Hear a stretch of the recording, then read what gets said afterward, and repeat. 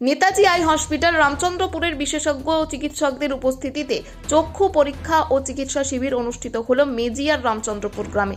রামচন্দ্রপুর গ্রাম 16 আনার উদ্যোগে এই শিবিরে 158 জন চক্ষু পরীক্ষা এবং প্রয়োজনীয় চিকিৎসা করা হয়। এই কর্মসূচিতে নেতাজি আই হসপিটালের পক্ষ থেকে উপস্থিত ছিলেন ডক্টর শুভম অধিকারী, রাজেশ আচার্য, সঙ্গীতা সিংদেব সহ অন্যান্যরা।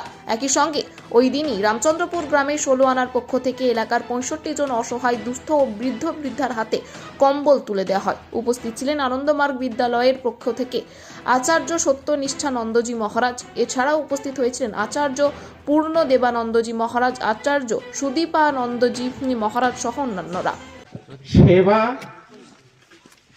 ও ত্যাগ, তিনটে কথা সবাইকে মনে রাখতে হবে। আমরা যারা মানুষের শরীর নিয়ে জন্মগ্রহণ করেছি, আমাদেরকে মানুষ হতে গেলে এই তিনটে জিনিস প্রয়োজন হবে।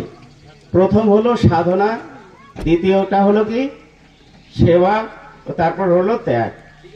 এখন সাধনা মানুষকে কেন করতে হবে আপনারা নিশ্চয়ই জানেন। এখানে আমার সামনে আপনারা অনেকেই বয়োবৃদ্ধ বসে আছেন। আপনারা কি জানেন যে সাধনা মানুষের করা উচিত? আপনারা কি জানেন সাধনা করা উচিত? সাধনা বলতে কি বোঝায়? সাধনা বলতে সরল ভাষায় ঈশ্বরকে পাওয়া।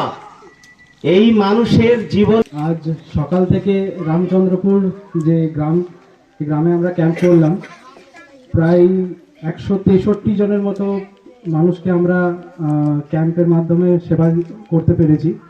এই জন্য আমরা গর্বিত মনে করছি নিজেদেরকে।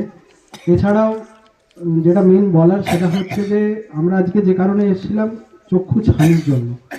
চক্ষু ছানি এমন একটা জিনিস যেটা দিনের পর দিন বাড়তে থাকছে। মানুষ অবহেলা করেছে, যেহেতু মানুষের দুটো চোখ দিয়ে দেখে, একটা চোখে যদি দেখতে পায় তখন অন্য চোখেরটা যদি ছানি পড়েও থাকে সেটা বুঝতে পারে না।